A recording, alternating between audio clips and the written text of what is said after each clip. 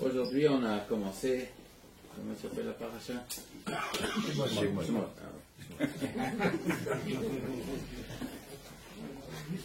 Paracha raconte Moshe Rabbeinu est sorti un jour du palais royal et il a vu un Égyptien qui frappe un Juif. Oui, il fait un kovachor, il a tourné la tête à droite, à gauche, il a vu qu'il n'y a personne. Alors il a frappé l'Égyptien, il l'a tué, il l'a enterré dans le sable. Le lendemain, il est sorti du palais et il rencontre deux Juifs qui se disputent. Deux Juifs se disputent. Un Juif élève la main pour frapper l'autre. Voyomer Racha, la matakerecha. Moshe dit à ceux qui veulent frapper, voyou, pourquoi tu veux frapper ton copain? Pourquoi tu frappes ton copain? Alors l'autre, il a dit, Misamcha la sar shofetolei, nous qui te nommé chef sur nous. Alors Gain yata omer kasher rakte ta mitzri, tu veux me tuer comme tu as tué hier l'Égyptien? Il ira Moshe. Alors Moshe, il avait peur. Il dit, Achen oda adavar. Oh, la chose, elle se sut. Vaishma Paro, il a entendu. Il va cacher la roguette Moshe. Il voulait tuer Moshe. Alors Moshe, il est parti à Midian. Voilà l'histoire. C'est un peu intéressant ce Moshe. Il a tué un Égyptien. Non, quand tu tues quelqu'un, tu l'enterres. Tu ne veux pas que la chose elle se sache. Pourquoi tu te promènes demain de là-bas? Il fallait, Moshe, s'il est un peu, il doit réfléchir. L'Égyptien rentre pas à la maison chez lui. Sa femme va dire, mon mari n'est pas venu, qu'est-ce qui se passe? Où est mon mari? Il va appeler la police. Ils vont faire une enquête.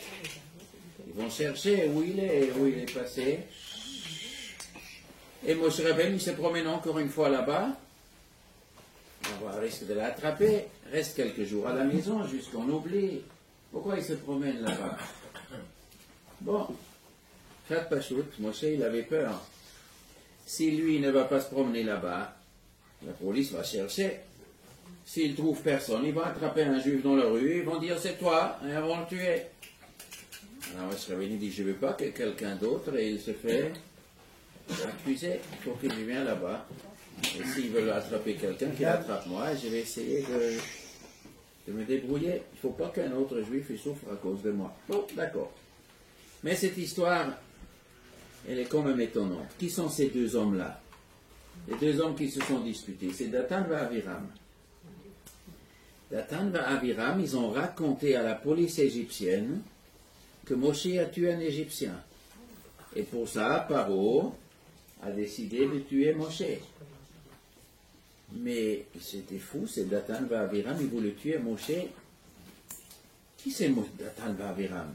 C'est deux petits rigolos, c'est des clowns. Datan et Aviram étaient des grosses têtes. C'était les chefs du peuple juif. Quand Korach il a fait la rébellion contre Moshe, il a entraîné tous les juifs. Et pour entraîner tous les juifs, il fallait d'abord entraîner 250 Chachamim. Et pour entraîner 250 Chachamim, il a entraîné d'abord Datan et Aviram. Vaikar Korach, Ben Yitzhar, Ben Kotveni, Datan et Aviram. Datan et Aviram, ils avaient une influence sur 250 Chachamim, qu'on ne connaît pas leur nom, on ne connaît que le nom de Datan et Aviram. C'est-à-dire, eux, ils étaient au-dessus de tous. Avec ça, ils ont entraîné tous les Juifs. Ça veut dire, c'était des hommes, ils avaient une écoute. Les Juifs, ils écoutaient ces hommes. Ce n'est pas des rigolos, c'est des grands Chachamim. Alors, qu'est-ce qui se passait? Ils racontent à la police que Moshe, il a tué un Égyptien pour qu'on tue Moshe. Mais ils s'en foutent. Mais pourquoi il a fait ça? Parce que Moshe lui a dit, Racha, la matakerecha, Racha, pourquoi tu veux frapper ton copain? Ça va? C'est pour ça que tu le dénonces? C'est pour ça que tu veux que Moshe, il meure? C'est pas bizarre, cette histoire. Mais ce qui est autrement bizarre, Rachi raconte, quand Moshe lui dit, Racha, pourquoi tu frappes ton copain? C'est quoi ton copain? Le copain du voyou? Eh bien, il était voyou comme lui, Rachi raconte. Racha, kamocha. Il dit à Datan, Datan levait la main pour frapper Abiram. Il dit, toi, voyou, rachat, pourquoi tu frappes ton copain qui est un rachat comme toi? Attends, qui a raconté à Moshe qu'Abiram c'est aussi un rachat? Lui, il a levé la main pour frapper, donc la grande dit, un homme qui lève la main pour frapper quelqu'un, c'est un rachat, on n'a pas le droit de menacer un juif. Mais le pauvre Abiram, d'où tu sais qu'il est rachat? Lui, il n'a rien fait, lui, il n'a pas levé la main. Quoi, chacun qui se dispute, parce que quand il y a deux qui se disputent, c'est les deux de Rechaïm. Pourquoi? C'est ceux qui commencent, c'est le rachat. Mais ceux qui se défendent n'est pas un rachat. Je donne un box à quelqu'un, l'autre il me redonne le box. Le premier qui donne le box, il est rachat, le deuxième il n'est pas rachat, il se défend. Alors d'où Moshe, il sait qu'Abiram c'est un rachat. Donc il faut imaginer la scène comme ça. C'est vrai qu'Abiram n'a pas levé la main. Mais c'est lui qui a commencé la bagarre. Pas avec les mains, avec la bouche. Alors qu'est-ce qui s'est passé? Moshe il passe, il y a Datan et Abiram. Abiram il dit à Datan, t'as un rachat toi. Datan il dit quoi? Tu mettrais deux rachats? Je te donne une. Alors, Abiram c'est un rachat parce qu'il a commencé la bagarre. Maintenant Datan, est-ce que c'est un rachat ou pas? Ah, il veut le frapper. Quelqu'un qui m'appelle rachat, est-ce que j'ai le droit de le frapper? Dans la Gemara, Hakoré la Chavero rachat, Yoga dit mon lechayav. Il dit à M. Shlomo, quelqu'un dit rachat, j'ai le droit de lui donner un box. J'ai permis. Ça s'appelle autodéfense. Alors Datan, il est dans son droit. Alors pourquoi Moshe Rabbeinu l'appelle Datan rachat? C'est parce qu'il a vu que Datan ne voulait pas simplement donner la main avec une tête, que vous lui donnez un tel coup, un coup qui pourrait être mortel. Il n'a pas le droit de faire. Tu veux lui donner un claque, mais tu ne peux pas le tuer. Ça, Moshe Rabbeinu, il a vu. Il dit, rachat, tu veux donner un tel coup, quoi, tu veux tuer l'autre, ça tu n'as pas le droit. Alors, Datan, il dit, attends, toi, tu penses, tu m'appelles rachat, parce que tu considères que je ne veux pas simplement donner un coup, je veux le tuer. Alors, d'après toi, je menace la vie d'Abiram. Ouh là là, je pense que tu veux aussi me tuer, toi, maintenant. Parce qu'hier, tu as tué l'Égyptien. Parce qu'il a frappé les Juifs, il voulait tuer les Juifs. Donc, toi, pour défendre le Juif, tu as tué l'Égyptien. Ça veut dire, toi, Moshe, quand tu vois un Juif en danger par quelqu'un d'autre, tu penses que pour sauver la victime, tu peux tuer. Maintenant, toi, tu me soupçonnes que moi, je vais tuer Abiram. Alors toi, je pense que tu veux aussi me tuer pour sauver Abiram. Ouh là là, tu veux me tuer, je ne me laisserai pas tuer, je vais aller à la police égyptienne tout de suite pour qu'on te tue à toi et pas moi. Voilà ce qu'il a fait Datan. Il pensait que Moshe veut le tuer. Parce que si tu ne penses pas que je veux te tuer, je veux me tuer, simplement je donne un coup, mais dans un coup j'ai le droit, tu n'as pas de raison de m'appeler rachat. D'ailleurs le Rambam il traduit. Est-ce que pour tuer, tu dis, comme tu as tué l'Égyptien, il dit le Rambam, le sens il est, pourquoi tu m'appelles rachat? Tu m'appelles rachat parce que tu te prépares à me tuer, j'ai compris. Alors Orgeni, parce que pour me tuer, à ta Omer, c'est pour ça que tu dis que je suis un rachat. Tu dis un rachat pour justifier après de me tuer. Et bien là, je ne me laisserai pas tuer. Et bien je vais aller à la police et je vais dire, on va te tuer à toi. Qu'est-ce qu'on apprend de cette petite histoire? Est-ce que Moshe voulait tuer Datan? Pas du tout. Moshe voulait pas tuer Datan. Moshe voulait que Datan y baisse le bras. Il voulait dire en Tochacha, écoute, on ne tue pas. Vas-y, baisse ton bras. Et si je ne baisse pas le bras, eh ben, quoi, tu vas me tuer? Quoi, tu crois que je vais te tuer comme j'ai tué l'Égyptien? Mais l'Égyptien, j'ai tué parce que je ne pouvais pas faire autrement. Le texte, il dit, Vayifem kovacho, vayarki enish. C'est quoi la pshat? Il regardait à gauche, à droite, qui est là pour m'aider, pour maîtriser ces Égyptiens? Il ne voulait pas tuer l'Égyptien. Il voulait le maîtriser. Est-ce que quelqu'un peut m'aider à attraper les mains de ce fou furieux? Personne ne voulait l'aider. Il a dit, qu'est-ce que je fais? Je suis obligé de le blesser. Si je le blesse, il va aller à la police, il va dire un juif le blessé. Après aussi, on va me couper la tête. Alors, je préfère de le tuer, je le tue et je l'enterre. Mais toi, Datan, tu veux frapper ton copain. Je ne veux pas te tuer. Je veux quoi? Je vais demander les gens pour t'attraper les mains pour que tu ne tues pas Aviram. Et s'il n'y a personne, eh bien, s'il n'y a personne, eh bien, je te donne un coup pour ton péché de tuer Aviram, et je ne vais pas te tuer. Mais Dathan, il s'imagine que Moshe veut le tuer. Donc, il se permet de raconter chez le Goïm pour tuer Moshe. Qu'est-ce qu'on apprend de cette petite histoire? On apprend quelque chose de malheureusement de tous les jours presque.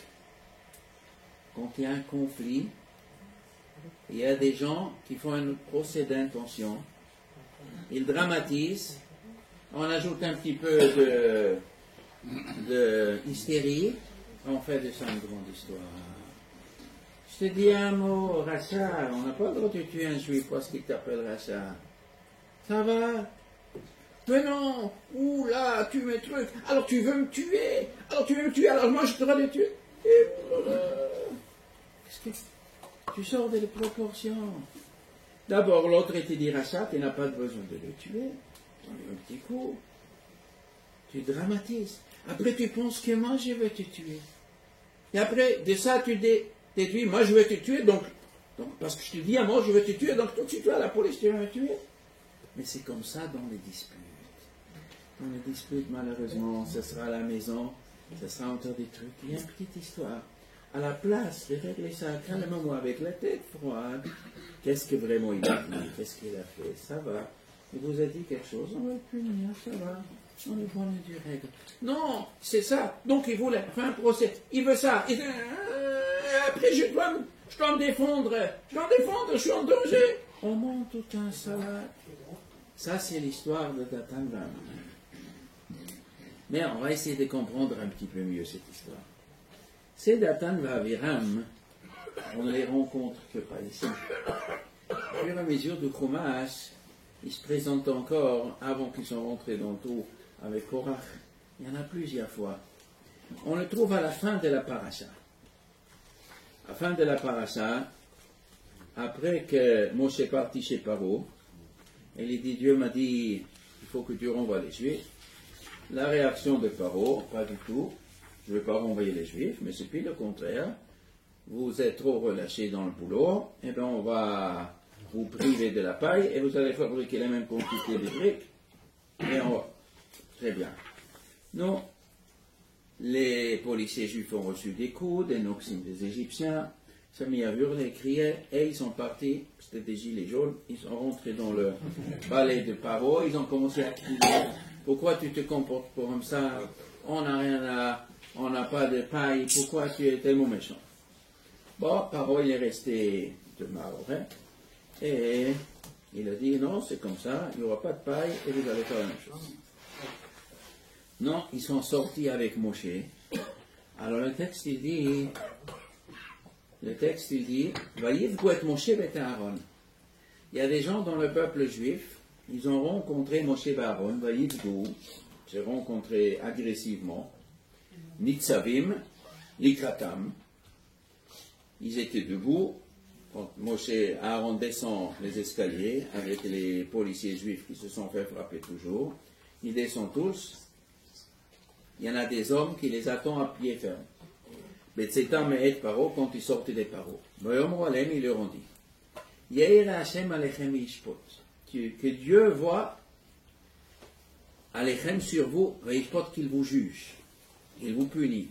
Que Dieu il voit ce que vous êtes en train de faire. Vous avez sali notre renommée. Béni Paro, béni Avadav, dans les yeux des Paro, dans les yeux de ses serviteurs, la tête Cherbe Adam, de mettre une épée dans la main de Paro, la orgueil pour nous tuer. Qu'est-ce qu'ils ont dit? Ils ont dit, vous, Moshe et Aaron, vous faites un crime d'aller chez Paro. Parce que le fait que vous avez dit à Paro que Dieu veut que les Juifs sortent d'Égypte, pour ça, Paro est devenu encore plus virulent. Et il oppresse les Juifs maintenant plus. Donc vous avez causé que maintenant Paro peut se déchaîner, il peut tuer des Juifs. Il a une bonne excuse maintenant de tuer les Juifs encore pire. Vous avez mis une épée dans la main de Paro pour nous tuer. Donc vous agressez le peuple juif. Maintenant ces gens-là, Qui c'était ces hommes? Rashi raconte, c'est Dathan et Aviram. Très bien. Mais c'est Dathan et Aviram, ils croyaient en Dieu ou ils ne croyaient pas en Dieu? Hein? Normalement, ils croient. Donc vous savez. Quoi? Hachem, Ishpot. Ah, Chazal. Ils ont dit, Yere Hashem Alechem Yishpot, que Dieu vous voit et que vous juge. Donc ils commencent à parler tout de suite de Dieu, que Dieu voit ce que vous faites. Donc ils croient en Dieu. Et Dieu, il a dit à Moshe, dit à Paro de faire sortir les Juifs. Donc Moshe, il a réuni d'abord tous les Chachamim. Il a réuni tout le peuple juif. Il leur a fait les miracles devant eux. Il a dit, je suis le délégué de Dieu. Dieu m'a demandé de faire sortir les Juifs d'Égypte. Et maintenant, je vais aller de ce pied de Paro et parler avec lui. Dieu m'a mandaté. Ah, qu'est-ce qu'il veut de Tanva Aviram? Ils disent, mais vous mettez le peuple juif en danger. Mais qu'est-ce que voulez-vous de moi? Moi, je suis pour rien dans cette histoire. Moi, j'ai fait ce que Dieu m'a demandé, alors qu'est-ce que vous voulez de moi? Alors, accusez le bon Dieu, vous l'accusez le bon Dieu. Pourquoi vous m'accusez moi? Bon, peut-être il ne croyait pas à Moshe. Peut-être il croyait que Moshe invente des histoires d'hommes debout. Peut-être quand Moshe l'a dit, Dieu m'a demandé, peut-être il pensait, Dieu t'a pas... Avant c'est marqué, Vayamen Ha'am, le peuple a cru. Le peuple a cru ce que Moshe a dit. Bon, peut-être le peuple a cru, peut-être les simples du peuple l'ont cru.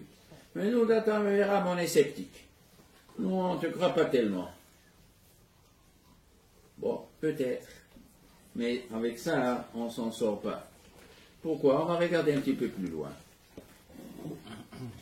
Après cette histoire-là, ils ont dit à Moshe, on n'est pas content que tu parles avec Paro.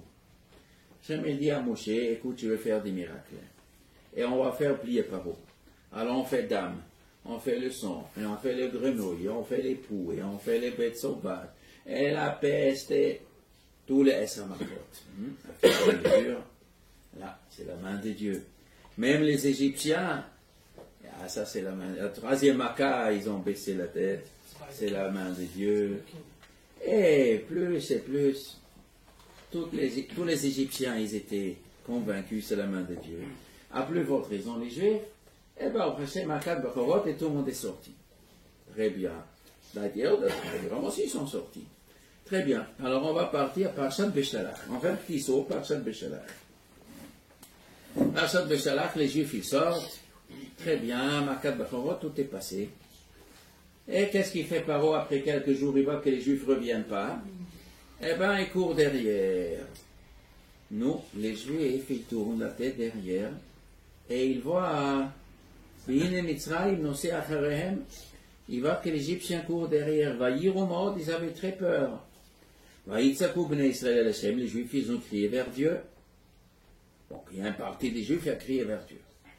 Il y a une autre partie. Ils ont dit à Moshe,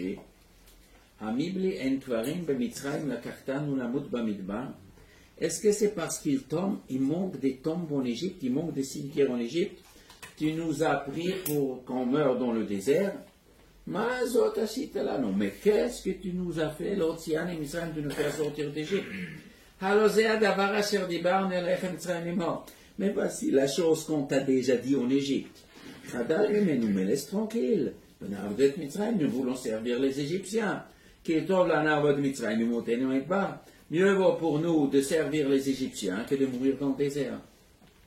Il y avait ici une rébellion et bonne et due forme, qui était le peuple. Ils ont dit, ou certains ont dit, qu'est-ce qu'ils ont dit? Pourquoi tu nous as sortis d'Égypte? Déjà en Égypte, on t'a dit qu'on ne veut pas sortir. Où ils ont dit ça en Égypte? Ils prennent la parole. On t'a déjà dit en Égypte qu'on ne veut pas sortir. Qui? Où ils ont dit qu'ils ne veulent pas sortir? Alors Rachel raconte la Mechilta. Ça, c'est les personnes qu'ils ont agressées Moshe quand ils ont descendu des Paro. Ils ont dit, tu as sali notre renommée, et maintenant Paro, il va se déchaîner contre nous. Sous-entendu, il ne fallait pas partir ce Paro. Qu'est-ce que ton entreprise? C'est une entreprise qui va nous causer que du tort. Il ne fallait pas parler avec Paro. Mais si on ne parle pas avec Paro, on ne va pas sortir? Eh bien, on ne va pas sortir. Mais si vous n'allez pas sortir, vous risquez de mourir en Égypte. Eh bien, on va mourir en Égypte. Quoi, il manque des cimetières en Égypte, on va sortir en Égypte. Et pourquoi tu nous as sortis? Pour qu'on meure dans le désert, parce qu'il manque des cimetières en Égypte? Mais attendez, il parle à qui? Il parle à Moshe, pourquoi tu nous as sortis? Mais vous savez quoi, pourquoi vous nous avez sortis? C'est moi que je vous ai sortis. Quand vous n'avez pas encore compris que c'est le bon Dieu qui vous a sortis. Au début, avant les miracles, on peut dire que Dathan et Abiram, ils n'étaient pas sûrs que Moshe, il parle au nom de Dieu. Mais après les 10 coups, les 100 Makot, ils n'ont pas encore vu que Moshe n'est qu'un délégué de Dieu. Pourquoi vous nous avez sortis? Moi, je vous ai sortis. Tu crois que moi, je t'ai sorti? Mais qu'est-ce que tu veux de moi? Bon, les 100 Makot, il ne les a pas encore convaincus. Il n'est pas encore convaincu. Bon, ben c'est bon, on n'est pas terminé. On va continuer. Comment ça continue l'histoire? Moi, nous les calme, allez-y, vous allez voir, Dieu va faire un miracle. Et ils sont devant la Yam Souf. Et moi, nous lève le bâton et la mer se coupe en deux. Psh, et les Juifs, ils passent. Et les Égyptiens courent derrière. Et la mer, elle se ferme sur eux. Et toute l'Égypte meurt. Vayaminu Bashem, oh Moshe Avdo. Ah là, il n'y a plus rien à dire. Vayaminu Bashem, Moshe Avdo, tout le monde l'a cru. Ça, c'est Moshe, c'est le serviteur de Dieu, très bien. Tout est bien qui finit bien. Comme ça, tu crois? Alors, qu'est-ce qu'on fait? On continue un petit peu. On continue un petit peu. On arrive à Élim. Il y en a 12 palmiers. Il y a 70 sources. On mange bien. On boit bien. Très bien. Alors, Vaïsoum Élim, il voyageait d'Élim, Vaïavo, Kolada, Ben Israël, Midbarsim. Bon, on arrive dans le désert du Sin, Asher Benim Ben Sinai, Bachamish Asiom, la Chod, Génésis, comme ça. Vaïlonu Kol Adab Ben Israël, Moshe, Belarom et toute la communauté juive se plaint sur Moshe Aaron dans le désert. Tout le monde se met à plaindre. Vaïomou Alem Ben Israël. Les Juifs ils ont dit, Mieten Mouten Ouveyad Hashem. Qui aurait donc donné notre mort par la main de Dieu? Ber Israël en Égypte, assis à Bassar, quand on était assis sur la marmite des lions. Quand on avait mangé du pain, on était bien rassasiés. Qui hotsetem, otan, et les midbarazé, que vous nous avez fait sortir de ces déserts, la mide de Kolakalazebrav, de faire mourir toute cette communauté par la famine. Qu'est-ce qu'ils sont en train de raconter? Ils rentrent dans le désert, et ils ont peur, il n'y aura rien à manger dans ce désert. Ils disent à Moshe, pourquoi vous nous avez fait sortir d'Égypte? Là-bas, on avait quoi à manger. On préférait de mourir dans le désert avec le monde. On préférait mourir en Égypte avec la viande, mais on n'aurait pas voulu sortir. Pourquoi vous nous avez sortis? Mais encore une fois, la question. Moi, Moshe, vous me demandez pourquoi je vous ai sortis? Mais vous ne savez pas encore que c'est Dieu qui vous a sorti. Vous savez, vous n'avez vu Essa Makot, on a écrit à Yam Souf. Vous savez que je suis le serviteur de Dieu. Donc Dieu vous a sorti. Donc si vous n'êtes pas content, vous demandez à Dieu pourquoi Dieu vous a sorti. C'est crier contre Dieu. Mais non, vous ne criez pas contre Dieu. Ah, non, non, Dieu, c'est Shalom. Dieu. Non, rien contre Dieu. Alors, contre qui? Contre vous nous avez sortis. Mais moi j'ai agi sur l'ordre de Dieu. Qu'est-ce que vous voulez? Comment ça fonctionne? Alors, la Hanik Davar, il dit comme ça. La Pshat, cette histoire est comme ça. Eux, ils étaient des malins. Ou peut-être pas des malins. Ils avaient une philosophie, c'est Dathan Abiram. Ceux qui ont entraîné les Juifs, ils ont amené tous les Juifs là dans le Baragan. Ils ont dit comme ça. Dis-moi, toi, Moshe, Dieu t'a demandé de faire sortir tous les Juifs d'Égypte. Tous les Juifs. Peut-être Dieu il t'a demandé de faire sortir quelques Juifs. Des tzadikim, des vieux, des gens que de toute façon ils ne travaillent plus, que Paro peut s'en passer d'eux, des gens à la retraite, comme ça il ne payera pas la retraite. Ou des tzadikim qui veulent rentrer en Eretz Kenan. Il vous a demandé de sortir tous les Juifs. Mais si on fait sortir tous les Juifs, c'est ça qui est énervé Paro. Depuis le début. Pourquoi vous parlez avec Paro de tous les Juifs? Dieu t'a demandé, il veut qu'on sorte, eh bien vous prenez un petit groupe de personnes et vous les sortez. Mais Dieu ne vous a pas demandé. à tout le peuple. Maintenant, si on est sorti d'Égypte, pourquoi ils se sont plaints pour le pain quand ils ont parti des Élim? Il n'y a pas de pain. Est-ce qu'ils n'avaient pas de pain à manger? Quand ils sont partis des Élim, ils sont partis dans le désert. Ils se sont tous plaints, on va mourir de faim. Ils avaient du pain ou ils n'avaient pas de pain?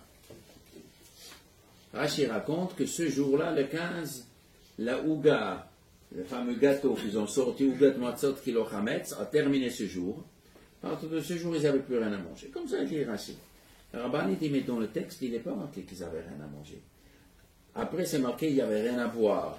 Donc, ils se sont plaints, il n'y a rien à boire. Ici, c'est pas marqué qu'il n'y avait pas à manger. Ils avaient encore quoi manger. Alors, qu'est-ce qu'ils se plaignent? Parce qu'ils sont rentrés dans le désert. Eux, ils se sont imaginés, les Juifs, qu'on va longer les villes. On va partir en Eretz Canaan, mais on va passer pas loin des villes. Et dans chaque ville, il y aura un supermarché, il y aura un franc-prix. Mais maintenant, il est rentré en plein désert. En plein désert, on ne peut pas acheter quoi manger, on va mourir là-bas. Alors ils ont dit, si Moshe, il aurait sorti un petit peu des Juifs, pas beaucoup, un peu. Ils avaient des animaux. Donc pour quelques personnes, on peut trouver quoi manger, ils ont des animaux et ils peuvent survivre. Maintenant, il a pris 600 000 personnes, il a pris 3 millions, loin des magasins, là, on va mourir.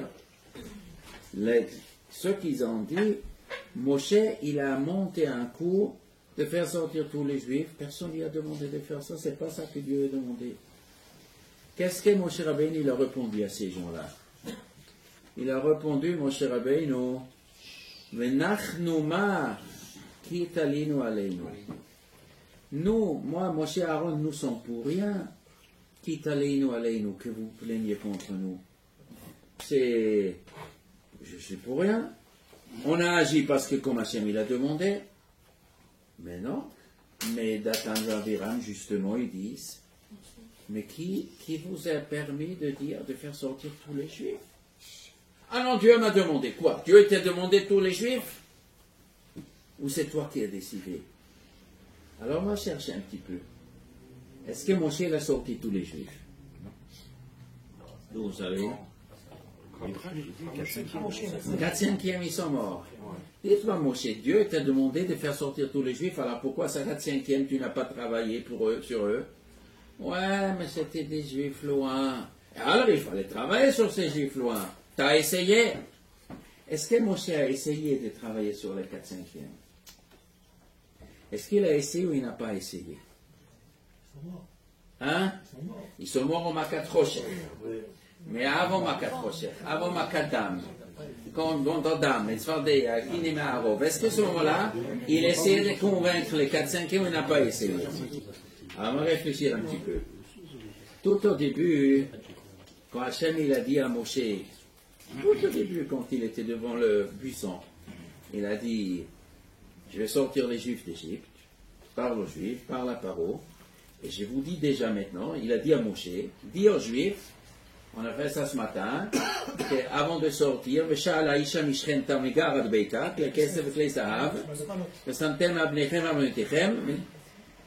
avant de partir, vous allez demander des bijoux en argent, en or, et des habits, et vous allez le demander. Et on va quitter le pays. Mais quitter pour 3 jours ou quitter définitivement? Quel était le programme? Le programme, il était quitter 3 jours ou quitter Mitzrayim entièrement? Le passage qui dit, je vais vous donner Eretz, Zavat Chalaf Udvash, Eretz Aknan, Yechiti et Mereprisi.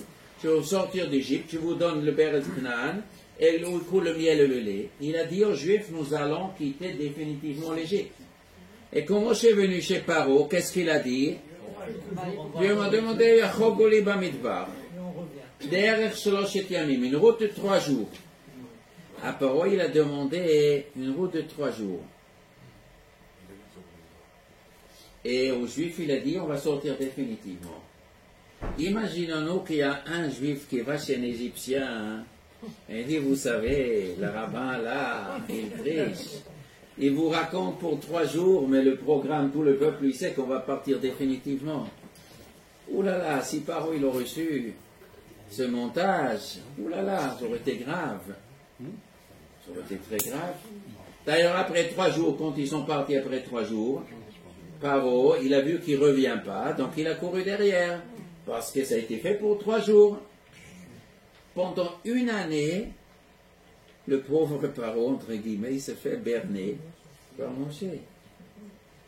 Moshe n'a pas dit la vérité. Et aucun juif il a rapiné, aucun juif il a capté. Ça c'est une petite côte, les juifs racontent, les grands racontent. Les juifs étaient des tzadikim. Mais les 4/5 qui ne voulaient pas sortir, si eux, ils avaient su que les juifs allaient partir définitivement, eux ils auraient capté. Eux ils auraient capté. Donc il ne fallait pas dire à la 4/5. Donc évidemment, Moshe n'a rien dit. Il a dit aux Juifs, ces Juifs assimilés, laissez là-bas. Dites rien. Ils entendent que nous voulons faire une fête. Ne leur racontez pas qu'on veut sortir. Pas besoin de vous raconter.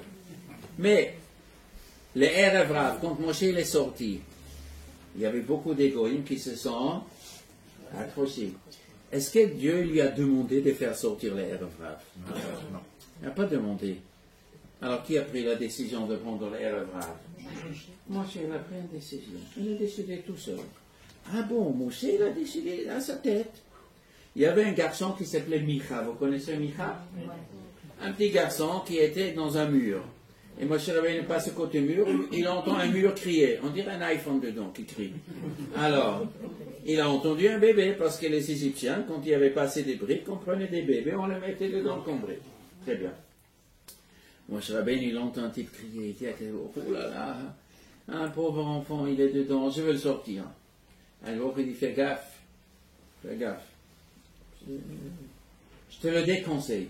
Mais non, mais j'ai pitié quand même. Il dit, bon, sur tes risques et périls.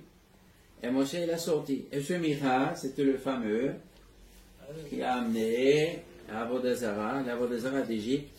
Ils ont passé la mer avec l'Avodazara, ils rentrent en Eretz Israël. C'est le premier qui a instauré une église, un bête Avodazara en Eretz Israël. C'est Micha.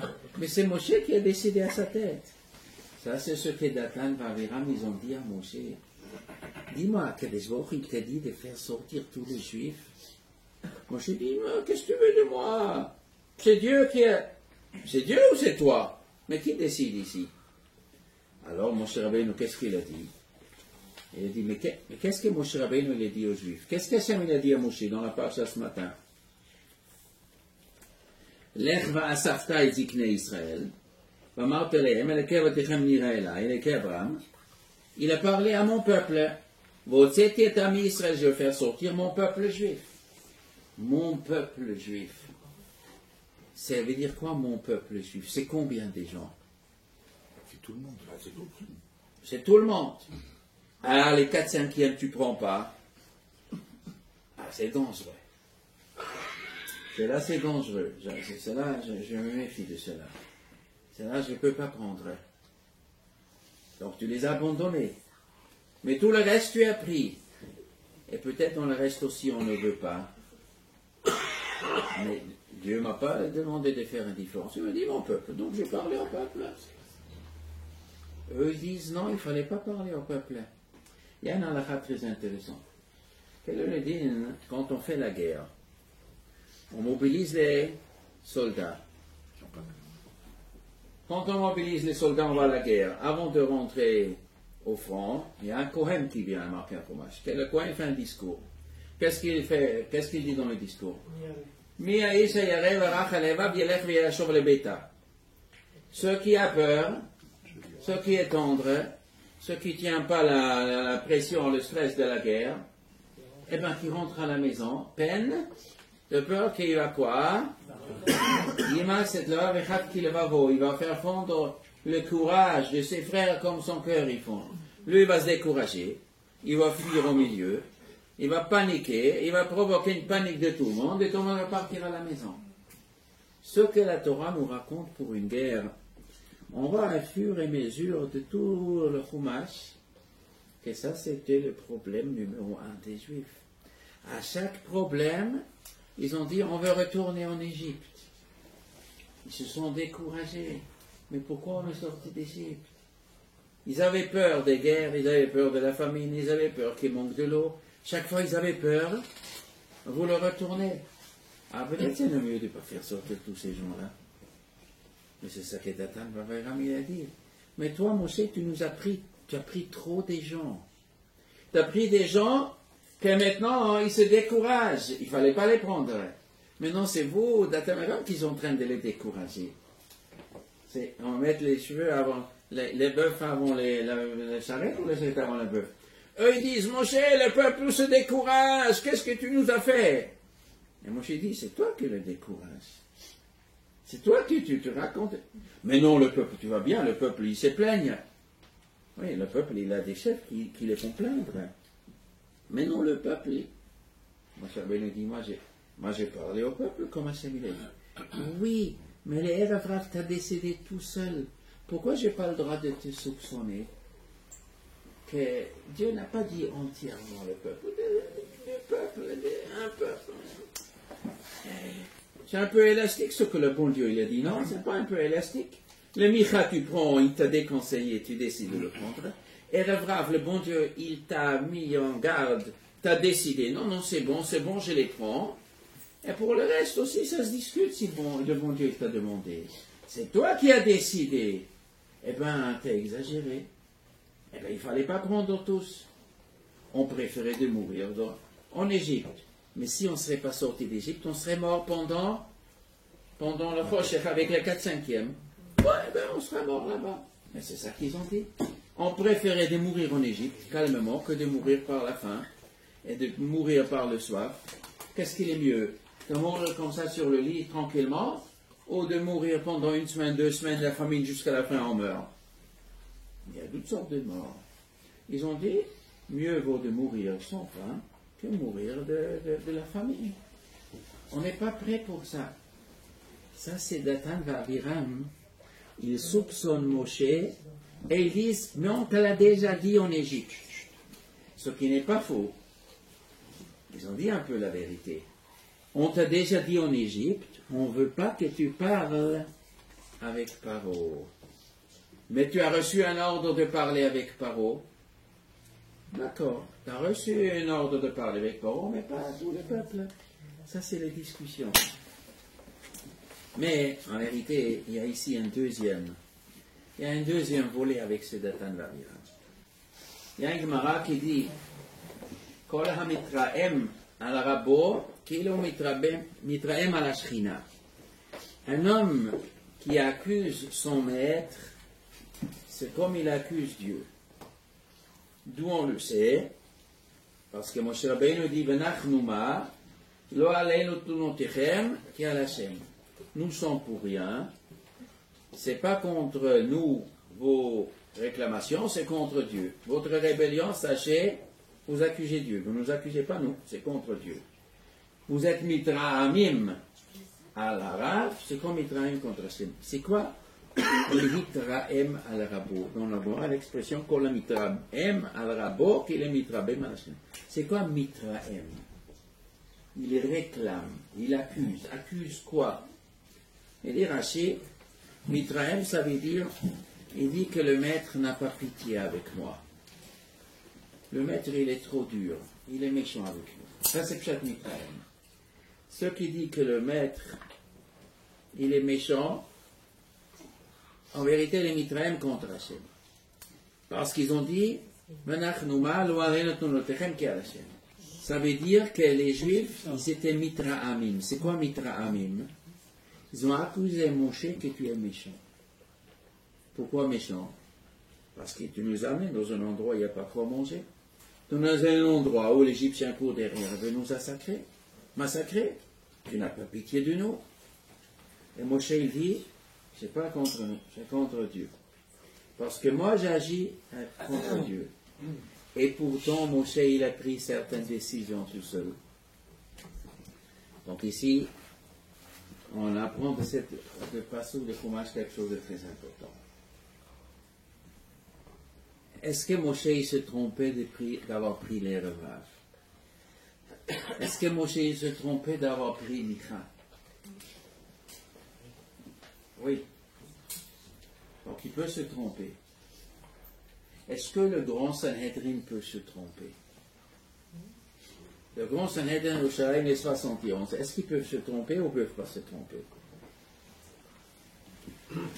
S'ils peuvent se tromper. Hein? Ils doivent amener un sacrifice s'ils se trompaient, non?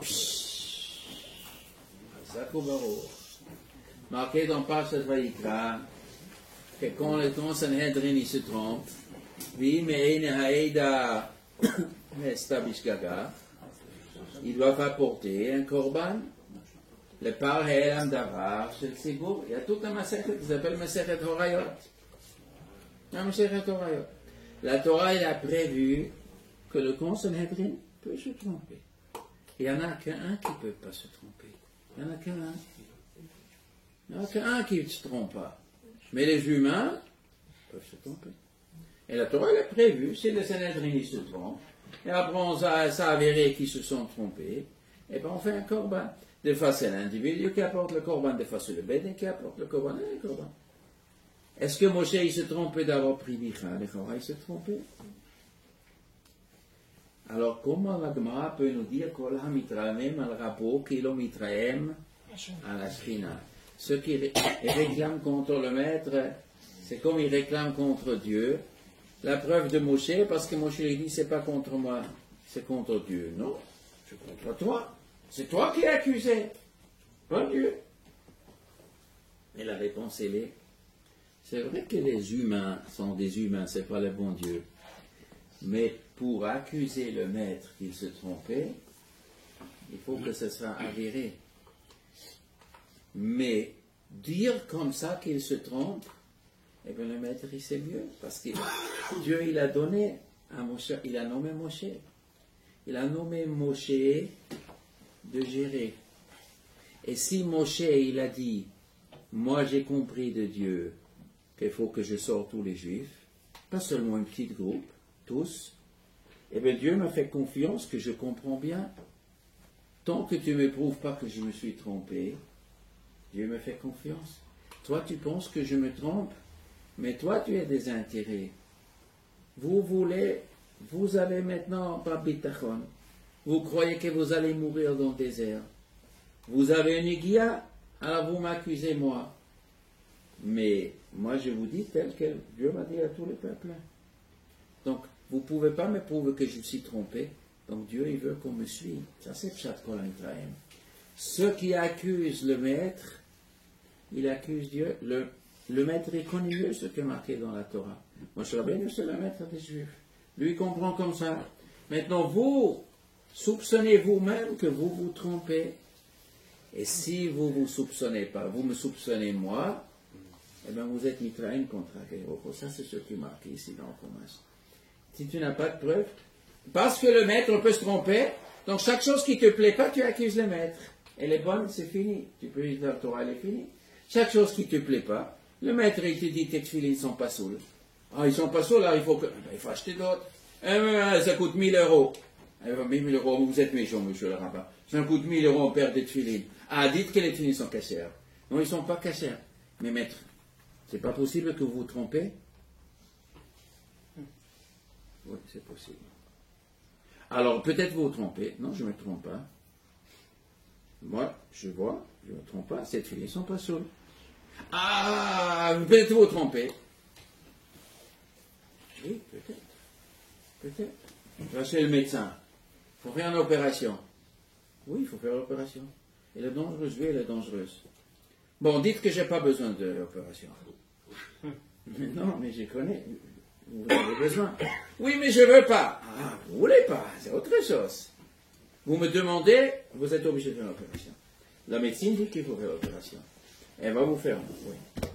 Vous ne voulez pas, c'est un autre problème. Mais vous ne pouvez pas dire que la médecine dit que je ne fais pas l'opération? Non, vous ne pouvez pas. Mais est-ce qu'un médecin peut se tromper? Le médecin peut se tromper. Alors peut-être vous vous trompez. Mais je vois que je ne me trompe pas. Peut-être quand même. Mais je vous dis que je ne me trompe pas. Alors, moi je vous dis que la médecine... Ça c'est... La Torah elle a dit, Moshe Rabbeinu m'a dit, je comprends comme ça. Mais tu dois suivre. Oui, monsieur, je peux me tromper. Oui, je peux. Tu n'es pas en contact avec Hachem direct, tu contactes avec moi, et moi j'ai entendu ce qu'Hachem m'a dit. Il m'a dit de vous faire sortir tous. Mais on va voir un petit peu autre chose. Ce Datan Vaviram, on va l'analyser un peu mieux. Datan Vaviram, ils ont dit, avant la sortie d'Égypte,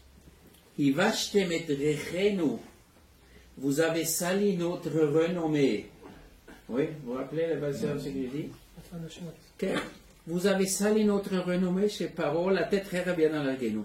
Ça veut dire quoi, salir la renommée? La renommée de qui? Ils accusaient Moshe et Aaron d'avoir sali notre renommée. Qui c'est notre? La renommée du peuple juif. Ça se traduit. Maintenant, le peuple juif, il est sali chez Paro. Et pourquoi tu parles de renommée? Pourquoi tu parles de renommée? Rechenu, notre odeur. T'as sali notre odeur. Odeur toujours, les reach, manech atovim, c'est le renommée. Notre renommée. Alors regardons Rashi. Qu'est-ce que Rashi raconte? Datan Veveram, ils ont réclamé chez Paro pour tuer Moshe quand il était jeune. Moshe était obligé de se sauver. Très bien. Après, quand Hachem il a dit à Moshe, retourne en Égypte pour faire sortir les Juifs, il a dit Ki meto kol ha'anashim hamavakshim et nafshecha. Tous les hommes qui cherchent ta mort sont déjà morts. Qui sont les gens qui cherchaient la mort de Moshe? Mais ils n'étaient pas morts. Comment le bon Dieu il a dit à Moshe, les hommes qui cherchent ta mort sont déjà morts? Hein? Sont devenus pauvres. Sont devenus pauvres. Et le pauvre n'a plus d'influence, c'est le roi. Les rois, ils écoutent les riches. Les riches, ils ont un pouvoir. Datan Viram, au début, ils étaient milliardaires. Ils sont venus chez Paro, ils ont dit, vous savez, le rabbin Moïse, là, c'est un fou furieux, là, il faut le liquider, là. Et comme il pèse lourd avec les impôts et tout, alors Paro, il a dit, bon, on va tuer Moshe. Mais comme ils étaient maintenant des mendiants, alors, ils ne peuvent plus rien faire. Mais il est marqué dans Parsa, ce matin, on l'a vu, Moshe va Aaron, le roule sivlotechem. Vous vous rappelez ça? D'un coup, il a commencé par parler de Moshe et Aaron. Paro, il a dit, où c'est marqué? Vayomer alehem elech Mitzrayim. Lama Moshe et Aaron tefriotam im asaf, le roule sivlotechem. Pourquoi Moshe et Aaron vous dérangez le peuple travailleur? Pourquoi ils disent Moshe et Aaron? Pourquoi Paro dit Moshe et Aaron? Mais eux, ils étaient devant Paro. Vayomer alehem elech Mitzrayim. Lama, pourquoi vous dérangez les Juifs? Pourquoi il dit? Pourquoi Moshe et Aaron, quand tu parles avec quelqu'un, tu ne dis pas son nom? Lama, pourquoi vous dérangez les Juifs? Pourquoi Moshe et Aaron? C'est parce que Paro, il s'est rappelé. Il dit, mais c'est du rabbin, il m'a cassé les pieds. Mais attends, c'est pas ce Moshe et Aaron que mon précédeur, il avait des histoires. Ils n'étaient pas condamnés à mort, c'est Moshe et Aaron. Alors ils ont appelé Datan Vaviram. Vous le connaissez? Oui, on le connaît. Mais maintenant, Datan Vaviram, ils étaient habillés comme des mendiants. Bon, mendiant, je ne l'écoute pas.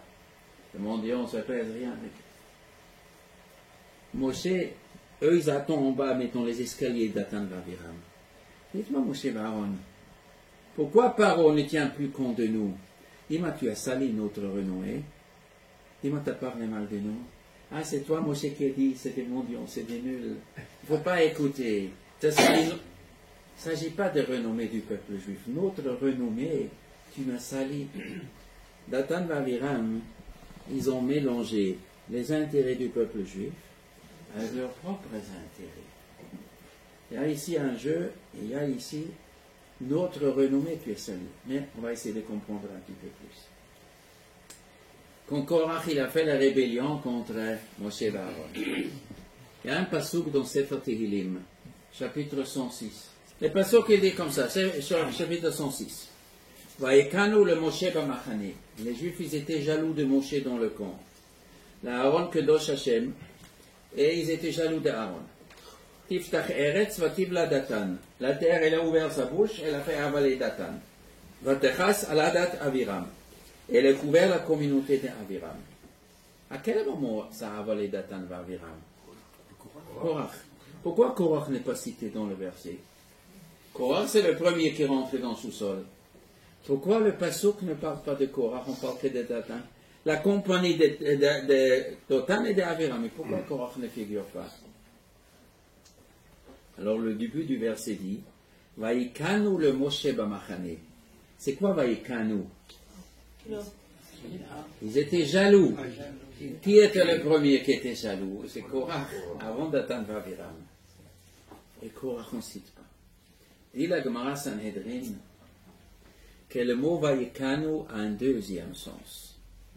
Vaikanu veut dire Vekine et Ishto. Un homme que malheureusement soupçonne sa femme d'être infidèle. Sa femme était enfermée, jouait piano avec quelqu'un. Elle a fermé à clé. Et le mari dit, pourquoi tu t'enfermes quand tu es avec ton prof de piano? Il dit, je joue au piano. Et pourquoi tu as fermé à clé? Et je ne veux pas qu'on nous dérange. Moi, je ne veux plus que tu fais ça. Ça ne me plaît pas du tout. Tu laisses la porte ouverte, comme ça, mes enfants, toi, tout le monde peut rentrer. Tu n'as pas à t'enfermer. Prochain cours, encore un faille enfermé. Moi, je soupçonne ce truc du pianisme. Alors quel est le dîme? Il faut l'amener à Yerushalayim avec toute la vodka qu'on donne à boire et compagnie. Ça s'appelle dans la Torah Kin'a, Vekinet Ishtu.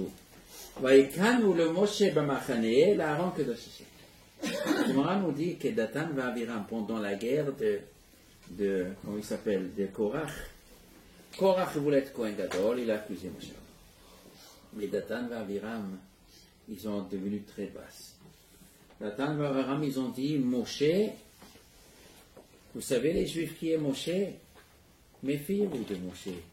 Que personne laisse sa femme seule avec Moshe. Vous savez, Moshe est capable de séduire une femme mariée. Quoi, c'est vrai? Oui, c'est vrai. Fais attention, tu ne laisses pas ta femme seule avec Moshe. Ça, c'est Pshat Vaikanu le Moshe Machane. Et tous les Juifs sont rentrés à la maison. Et chacun dit, fais attention, tu ne t'enfermes pas avec Moshe. Comme ça, dit la Gemara. Mais quel chigon. Mais, quand un homme il fait une accusation, il faut qu'elle soit basée sur quelque chose. Moi, j'ai dit, ce monsieur, il a tué son grand-père.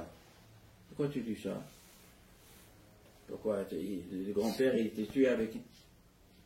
Même quand on veut salir quelqu'un, il faut qu'on apporte une demi-preuve, quelque chose. Quand ça, on se... Ah, moi, il va avec une femme mariée, il faut faire attention à ça. Mais ils sont fous. Ils ne sont pas fous. Datan et Aviram, ils étaient malins. On va revenir. L'histoire au début, comment elle a commencé? Le premier jour que Moshe il sort du palais royal, qu'est-ce qu'il voit? Un Égyptien, il frappe un Juif. Pourquoi il a frappé? Pourquoi l'Égyptien il a frappé? Hein? Parce que pendant la nuit, le Juif il travaillait, et ce Égyptien il s'est introduit dans la maison. Et il s'est fait passer pour le mari. La femme, elle n'était pas très chomekbadisée, elle était un peu légère. Bon. Il s'est fait passer pour le mari. Le matin, le mari arrive à la maison, il rentre à la maison, et il parle avec sa femme. Sa femme, elle dit, tu sais, c'était un peu brut cette nuit. Il lui dit, quoi, de quoi tu parles? Il dit, bah, cette nuit-là, quand tu étais avec moi, c'était pas très agréable. Il dit, mais j'étais pas avec toi, j'étais au boulot. Il dit, ah bon? Alors, et le mari, il sort, mais qui c'est ce gangster? Et il sort, et qui rencontre l'Égyptien. Il dit, toi, voyou que tu es, t'as touché ma femme? Alors l'Égyptien, il dit, oh là là, il faut que je le fasse taire, ce juif-là. Il commence à le frapper, il veut le faire taire. Il passe mon cher Rabbeinu, il va à l'Égyptien, il frappe le juif. Il dit, oh là là, il va le tuer. Il fait un kovacho, il n'y a personne. Alors il a tué l'Égyptien, l'a enterré. Le lendemain, Datan et Aviram se disputent.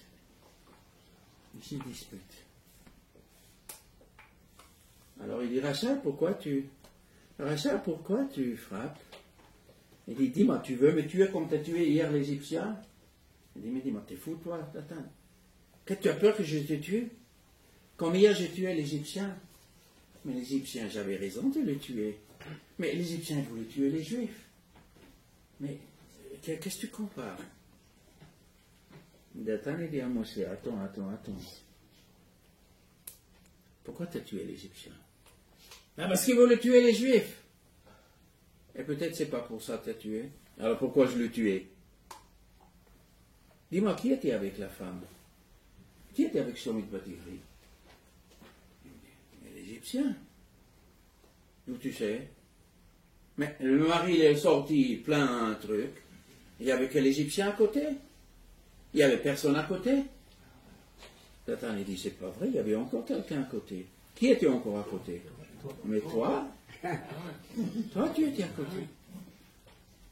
Dathan il dit, mais qui me dit que c'était le goy? C'était toi peut-être. Moi? Oui, c'est toi. Mais seulement le goy, il le savait que c'est toi. Donc tu as tué le goy pour qu'il se la ferme. Tu as tué le goy pour lui fermer le bec, pour qu'il ne te raconte pas que c'est toi qui étais dedans. Maintenant tu veux me tuer parce que tu as vu que j'ai vu. Tu veux me tuer moi aussi comme tu as tué l'Égyptien? Ah! Moi j'étais à côté, je sais. Nous étions là les deux, on a vu que c'est toi qui es sorti. Tu étais aussi à côté. Maintenant tu veux me tuer pour me faire taire.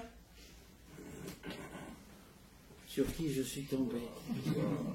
Et Moshe, il s'est parti à Midian. Ah, il part à Midian. C'est comme ça, les pêcheurs, ils peuvent. Quand il y avait l'histoire de Korach, Dathan et Abiram, ils ont sorti ça. Dites-moi, les Juifs, vous vous rappelez où était Moshe Rabbeinu quand il avait 30 ans? Non. 40 ans? Non. 50 ans? Non. 60 ans? Non. Il est venu à 80 ans. Mais où il était tout le temps? Il s'est sauvé dans la jeunesse, non? Vous vous rappelez, Juifs, pourquoi il s'est sauvé dans la jeunesse? Il y avait un scandale, quelque chose. Vous vous rappelez le scandale? Oui, il y avait une histoire avec un Juif. Il s'est fait tuer. Vous vous rappelez, il y avait une histoire. Mais vous voulez que quand vous dites qu'est-ce qui s'est passé? Il y avait le goy qui est passé, il y avait Moshe qui est passé. On n'est pas sûr qui c'est. Peut-être c'était le goy, peut-être c'était Moshe. Ah, ça c'était l'histoire. Et c'est pour ça Moshe s'est caché pendant 60 ans comme un malpropre. Ah oui. Eh ma femme, fais attention, ne t'enferme pas avec Moshe. Mais, on va voir une autre histoire. Il y a une histoire dans le Chumash, dans Parshat Emor. Le texte nous dit, avant l'histoire de Korach, il y avait une autre histoire. Un jour, il y avait un monsieur qui s'est disputé avec Moshe. Vous vous rappelez l'histoire? Le Mekalel? Il y avait une histoire, un homme de la tribu de Dan qui s'est disputé avec un juif. Et ils sont allés chez Moshe Rabbeinu. Et Moshe Rabbeinu, il a donné raison aux juifs et pas à ce monsieur. Et ce monsieur, il était le fils de Shomit Bativri. Alors, Vayotse, lui, il est sorti. Il a parlé contre Dieu et contre Moshe. Il a dit des paroles qu'il ne faut pas. Et Moshe, il a tué le bonhomme. Hachem, il a dit, il faut le tuer, ce bonhomme-là. Ils ont liquidé ce bonhomme. Qui était ce monsieur? Il était le fils de Shomit Bativri. Et qui était son père? L'Égyptien. Quel Égyptien? Que Moshe a tué. Que Moshe a tué. Donc, il y avait ici un monsieur, sa mère est juive. Et qui est son père? La Torah nous dit son père était un Égyptien. Et avec quoi il s'est disputé? Il voulait installer sa tente avec les Juifs. Je suis un Juif, je vais avoir ma tente ici. Et l'autre il dit, mais non, ton père est goy, ton père c'est un mitzri.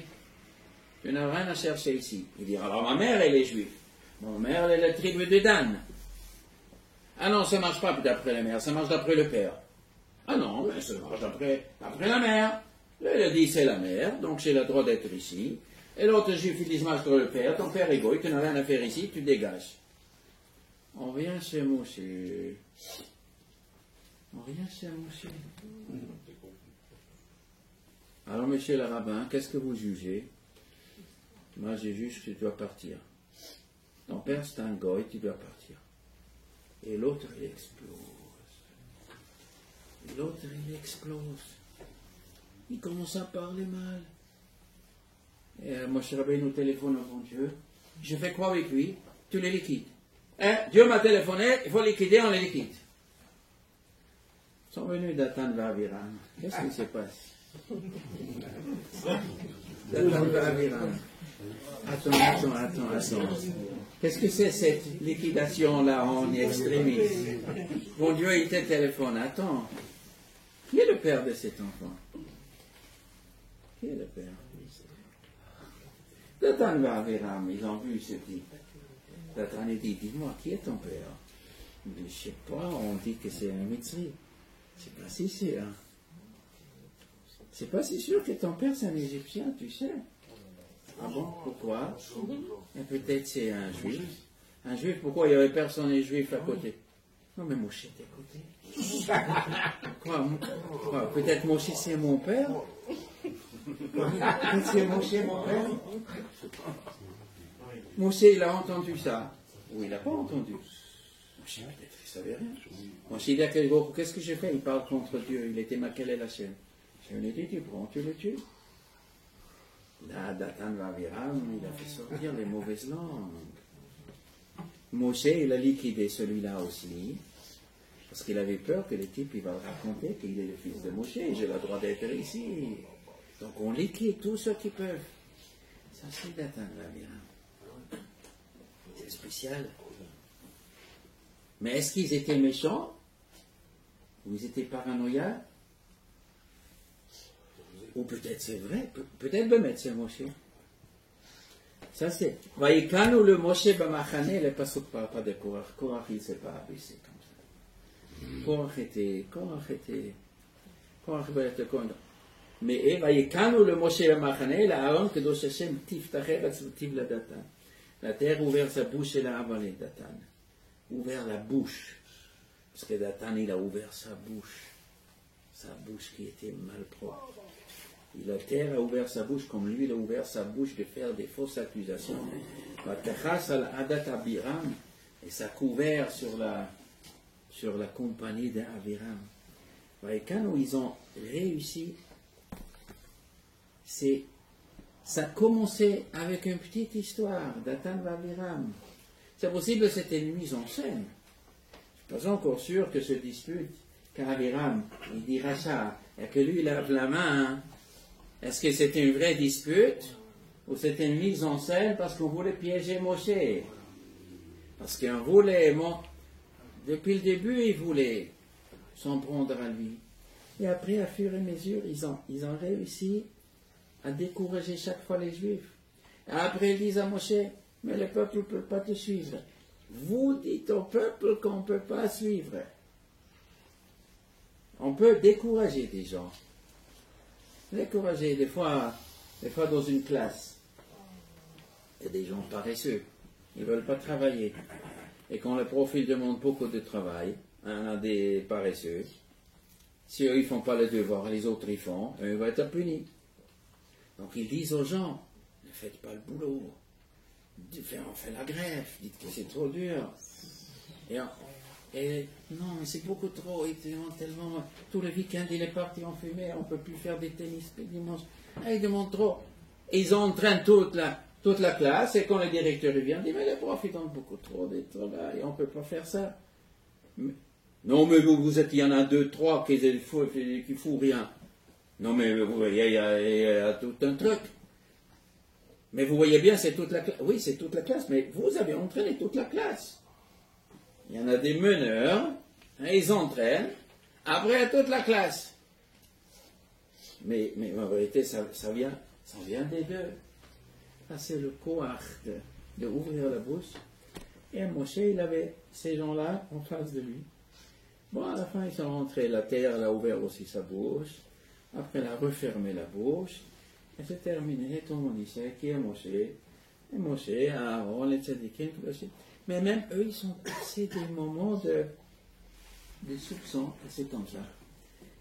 Ça, c'est le destin des tzadikim.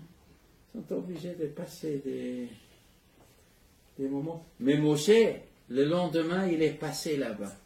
Mais qu'est-ce que tu passes là-bas? Mais pourquoi tu passes? Pour pas qu'il y ait un autre juif, que Chas Shalom, il sera pris comme sacrifice à ma place. Ça, je ne laisserai pas. Ça, je ne laisserai pas. Ça, c'est... Moi, c'est là. Bon, d'accord. Shavuot Tov. Ça,